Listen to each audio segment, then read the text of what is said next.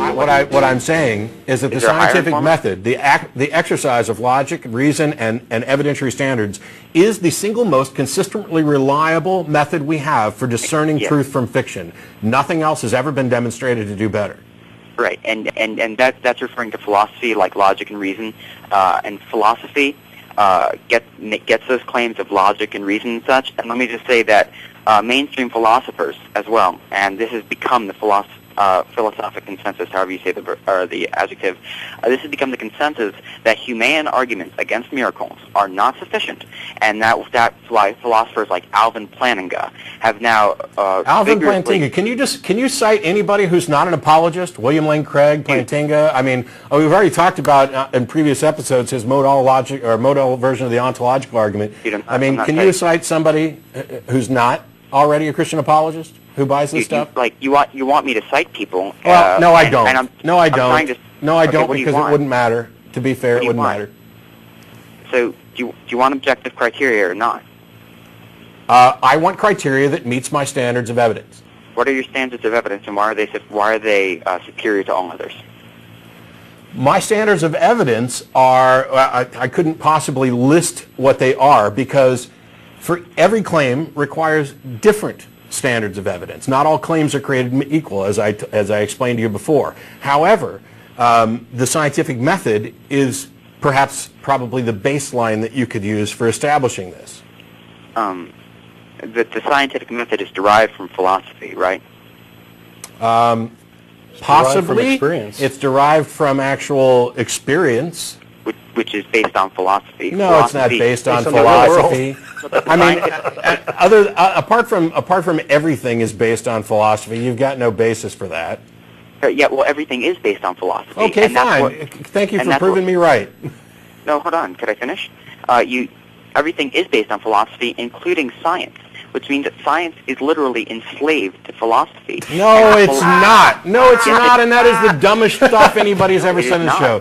Go back and watch the episode where I debated tag with Matt Slick, and we can talk about logical absolutes, because I'm not going through all that again. But philosophy, for example, has within it this idea that the senses, for example, are properly basic, something you're probably familiar with.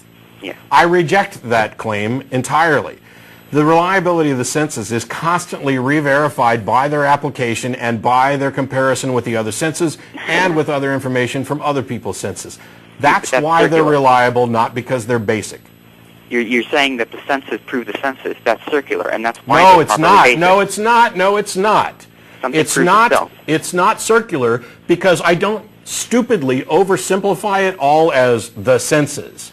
If, for example, there is this cup here, I don't know if you can see it because you may not be watching the stream, and I can see it with my eyes, I can touch it with my hands, I can hear it. If it's a bottle of Coke, I could hear the carbonation escaping, etc. I can see the condensation, I can feel the temperature, I can taste it. It's the interworking of the senses that allow me to create an entire model. But I can also hand this same cup over to Don and have him assess it with his senses. And when we find that we are in agreement, that is where we converge on what we are somewhat justified in asserting as a shared reality. But all of this is far and away removed from the stuff you were talking about before. This assertion that everything is a slave to philosophy is both true and false, in the sense that everything is dependent on philosophy, because philosophy tries to get to the ultimate source of it.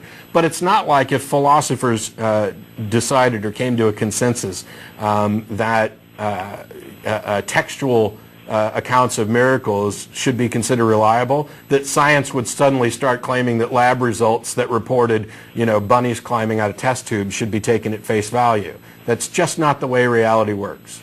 Okay, well, you refer to science as like testing miracles, quote unquote, and I do love science. I'm not trying to diss science in any way. I accept evolution. But I don't know how much you accept it if you're going for miracles in text, but well, I have an account devoted to defending it. But science presupposes methodological naturalism, and that's a principle I agree with. Right. Methodological naturalism, but not metaphysical naturalism. So science literally is unable; it is banned from testing miracles. So for you to claim that it's not banned from testing miracles. It's not banned from testing miracles. No, sir. in method, it must be natural. No, sir. In method, yes, in method. It's methodological naturalism, but that doesn't mean that it's banned from testing miracles. If the miracle is something that manifests within reality in any way, it is therefore detectable and measurable by naturalistic methods. It is? Even if it happened in history? No, not if it happens in history, because one of the founding principles of aspects of science is repeatability. It's about prediction, not post-diction. You're right about that. I know I'm right. And I was right in 5 of the things in the video or so, I'm guessing, I'm making up a number, that you pointed out and you wanted to argue against, and you said, oh, he's right, and then you argued against it. You know, we could have probably had a much better discussion if we'd have just picked a point and worked from it. But the funny thing is that when somebody directed me to the video, you seemed to complain about what I was reading from when I talked about the authorship of Matthew. Do you remember doing that? I'm not sure exactly which point you're referring to there, but you said, I don't know what he's reading from, but it doesn't seem to have it quite right. No, I don't remember referring to you reading from something. It didn't seem like you were reading from anything. What I was mentioning... No. Well, okay, I'm sorry that you don't recall what you said in your own video. Okay, but you did, and for the record, what I was reading from was the cover page for the book of Matthew in the New International Version of the Bible. Okay. And you objected to it. Now, that's fine. That's fine. You are entitled to object to it. I have my objections about it as well. I was objecting to your use of the, like, you saying that it's internally anonymous, therefore we don't know who wrote it. I was objecting to that because I pointed out several examples of works which were internally anonymous. The thing is, here's the thing.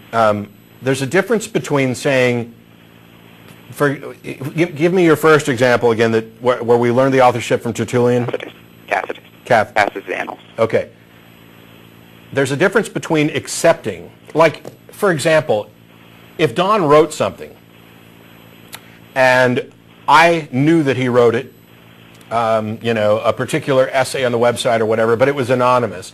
And 10 years from now, when somebody comes up to me and says, hey, we want to write a history of, you know, what the ACA did, etc., and we've got this, you know, particular essay here that we like and we'd like to use, can you tell me about it? And I say, Don Baker wrote it.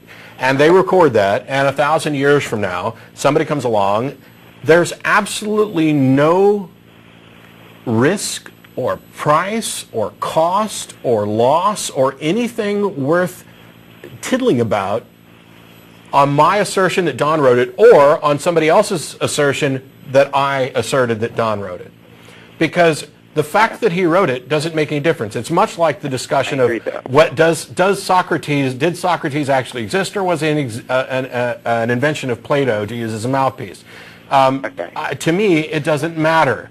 Because what matters is the words that are attributed to him. Do they have value? Are they true? It doesn't matter to me at all whether or not Socrates existed. And so if a historian, you know, half of historians say, yes, he actually existed, and there's sufficient evidence for it, okay, fine. And if the other half of historians say, you know what, there's not sufficient evidence for it, so I don't accept that Socrates existed, that he was real and the author of this, I think it was Plato.